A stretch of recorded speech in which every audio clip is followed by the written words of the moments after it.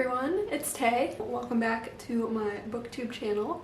So today I wanted to do a to be read list for the rest of June and July. Here we go. The first book that I have been reading in June and that will continue a little bit into July is Layla F. Said's Me and White Supremacy. So I'm reading this book with hopefully a lot of other white people to understand my role in white supremacy and how I can work to deconstruct it. We'll just leave it at that. Well, we won't leave it at that. But, oh, this is my cat, by the way. This is Scarlet. This book, incredible. It's based on her Instagram challenge where she asked her followers to journal to her prompts that she posted every day for 28 days on Instagram. And they really tackle everything from white privilege, white apathy, white silence, but also delving into some really ugly like stereotypes that you might think about or not even know that exist in your mind. And she really works you through those topics through journal prompts. So she describes this book as a book that you don't just read this book, you do this book. So it is interactive and you learn a lot about yourself, a lot of things you didn't want to learn about yourself, but they're things that you need to like really dig into if you really are serious about deconstructing white supremacy. It's not just about, being white as a person, although it definitely is that, but it's also about deconstructing whiteness as a concept. Layla Said's Me and White Supremacy, really great. It's also not available anywhere, although I have the Kindle version. So if you do buy the Kindle version, I do recommend donating the rest of the proceeds that you would have paid for like a print book to a Black fund, right? So bail fund, the freedom fund that is in your specific city, legal funds, that kind of thing.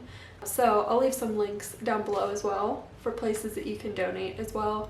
And Layla actually has requested that you do this. If you go over to her Instagram, which I'll also link below, she's also requested that if you're able to donate that equal amount to a specific fund, Black-owned fund. So that's the first book. The second book, which I am reading right now, is Call Me By Your Name by Andre Aciman. So I just started this last night and good lord, it has me feeling some feelings that I don't usually feel. So yeah, I'm looking forward to getting through this. I don't really know.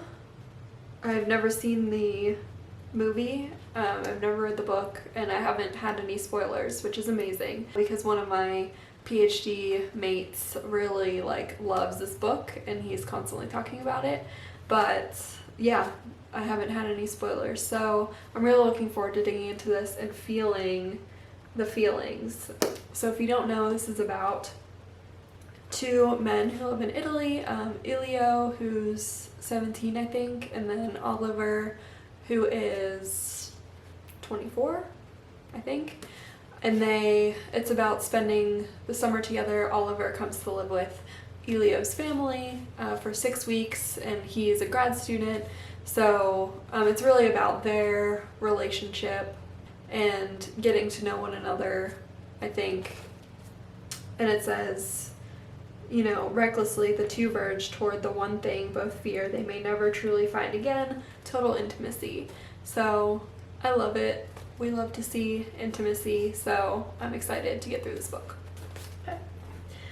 So the next book that I won't be reading in full, so this one is Astrology for the Soul by Jan Spiller.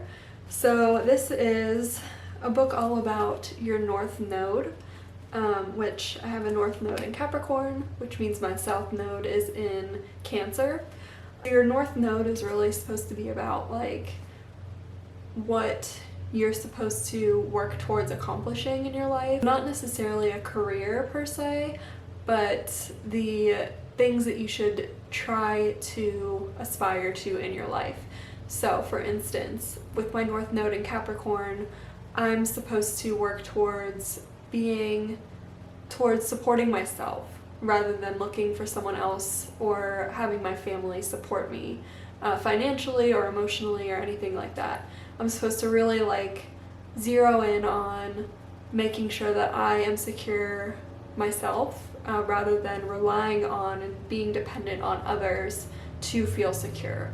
So it has to do with, you know, your past life, which is represented through your South Node, which mine is in Cancer. So previously, my family would have supported me a lot. I would have been very secure, didn't really need to take care of myself, which sounds fantastic, to be honest. Yeah, reading this has been fun. I'm looking forward to digging into it. But you also, I mean, if you get this, you also go by your sign. So for instance, my North Node is in Capricorn, like I said, but then you also look at the house that your North Node is in. So mine is in my 3rd house. The 3rd house is ruled by Gemini. So I would also read the North Node in Gemini or the 3rd house to kind of put those two pieces together, right? North Node in Capricorn and in the 3rd house. So I'm looking forward to digging into this. I already read North Node in Capricorn, so I want to get through North Node in Gemini this month, but also I'll have to read through it again because it's pretty dense. But I did have a lot of like revelations about myself as I was reading through. Some of it just hit really close to home for me and my feelings and how I like to be taken care of. So yeah, I'm really looking forward to this book, and I'll probably reread it throughout my life. Okay, so the next book is a book by another Black author, but also has to do with race and anti-racism. So this is So You Want to Talk About Race by Ijoma Olu. Oh god, I'm so sorry, I butchered that name. But yes, So You Want to Talk About Race. So this book is all about, I think from the synopsis, is about when you're confronted in a conversation, right? Someone says something racist, either overt or covert. This is all about how to, like, if you're witnessing that covert or overt racism happen, how to not stay silent, you know, especially as a white person, and say like, oh, why did you do that? Or like, just, I'm hoping it gives me some techniques to like articulate, because obviously I'm doing a terrible fucking job at it right now. But I'm really looking forward to reading it.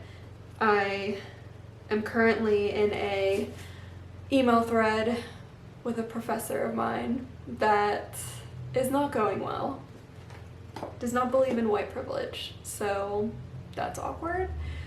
And I'm having a hard time like articulating to him my thoughts, so I'm hoping that this really helps me come up with a game plan, you know, so that I don't ever have to be like silent and sit there again, because that's not what we're about in 2020, nor should we have ever been. But we're here, we're learning, trying to do the work, so this is definitely going to be read in July. The next book is Ovid's The Metamorphosis. So I love this book. Like, it's just so cute. It's tiny. Like, the pages are just like, ugh. Yeah, and like, look at that. There's little illustrations. Yeah, I just love it. So Ovid's The Metamorphosis is a classic. I don't know if you'd call it an epic poem, but it's definitely a long-ass poem. And it's a poem about the creation of Earth and also of mankind. So I'm really looking forward to reading this. And I also want to read Paradise Lost, but probably not this month.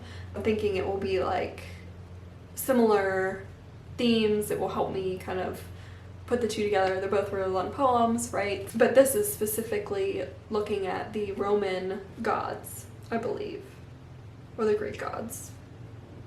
Nope, Roman myths. Yeah, Roman myths of Ovid's day. So, and I love just like creation stories, creation myths. I love books, fiction, nonfiction works about gods, So I'm really looking forward to like digging into this. I read the first few pages and then I listened to it on audiobook too. I definitely suggest, since it's like a free audiobook on YouTube, to listen to it while you're like reading it. But the first few pages really reminded me of Airbender, because they're talking about the fire, earth, air, and water gods and how they all came together in the creation of the earth under the creator, and how they kind of like metamorphized into the earth that we have now and moving through the ages. So if you like Airbender or anything with those similar themes, or astrology really, because I feel like that all goes together as well, I think you would really like this, and I'm really looking forward to getting through this in July. Okay, so the next one that has been, going around BookTube is A Little Life by Hanya Yanagihara. Okay, I'm not prepared for how much this book is going to destroy me, so I don't know. I'm scared to pick it up. Like, watching Kat from Paperback Dreams read this was so fun, but also like scared me from reading it. But I have to read it eventually because I will be reading it for my PhD examination, because I have to make lists of books that I will read for it based on my dissertation, and this one is on it because it's a prominent queer book of our time. Yeah, I hate reading about like kids, suffering, and I know that Jude, one of the main characters, just has a really hard go of it. I'm very scared, but also looking forward to it. And I also love books that make me cry, so I know that this one will probably make me cry. I hope so. I feel like if I don't cry, I feel like there might be something wrong with me. Anyway, this is on the list for July. I don't know what it's about at all. I know there are 4 friends.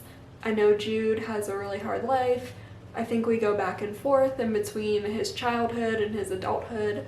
And I think we're gonna see, I hope, because I really like this kind of like trope in literature, but I think we're gonna see how his childhood informs his adulthood, and how his childhood also informs like how he keeps the friend group together, because I think, from what I understand, Jude is like the linchpin of their friend group. He keeps them all together.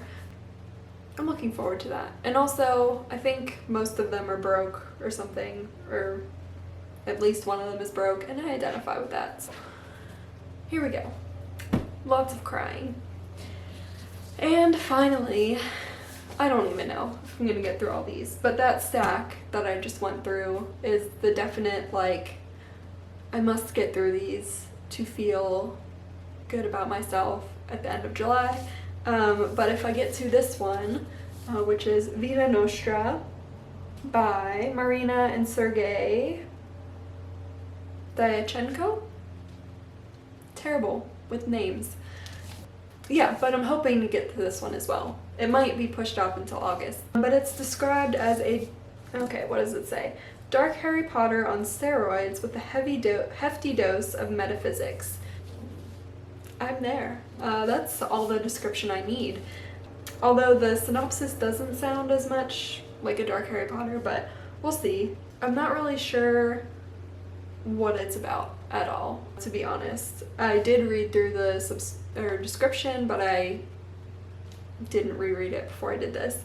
But it says the teenage girl is powerless to refuse when the stranger and unusual man with an air of the sinister directs her to perform a task with potentially scandalous consequences. He rewards her effort. I promise I can read, but I'm not a good out loud reader. Like, I hate when, because I'm a PhD student in literature. Did you know that? I think I said that already. I hate when they ask, us to go around the room and read out loud. It's so nerve-wracking. Like, what if I mispronounce a word that's like, everyone knows that word, duh. But, I just hate it. Okay. He rewards her effort with a strange golden coin. Yeah, I'm looking forward to it. I think it has some magic in there. I think it has, yeah, adventure, science, philosophy, and some mystery in there as well. So I'm really looking forward to reading this. It kind of sounds like, it doesn't quite sound like Harry Potter to me, but maybe it will once I start reading it. But it does remind me of a really cool gothic novel called Zafloya, and I forget the subtitle, or The Man on the Moor or something like that. But Zafloya, where it's like this female protagonist slash antagonist who meets this mystic man, right? And there are a lot of like things wrong with how the man is represented in the book as a person of color. You know, it was written in the 1800s, so there are some stereotypes that are not great there. But it kind of reminds me of, you know, a young girl meeting a mysterious, magical, mystical man, right? And then he kind of like makes her do stuff throughout Zafloya, but she also is like asking him for stuff, and he's like facilitating it through magic. So I wonder if this is going to remind me of that. So that's why I'm really looking forward to reading it. I hope that there aren't any like stereotypical and offensive and racist tropes in it like there are in Zafloya, but I'm excited. So we'll see what happens whenever I read it. Those books are what I hope to read in June/July. We'll see how much I actually do it. I should be able to do it. I mean, we're in semi-quarantine still, so lots of reading time. Yeah, thanks for watching. Like, comment, subscribe. What are you reading this month? I'd love to know. Give me some recommendations for August and beyond.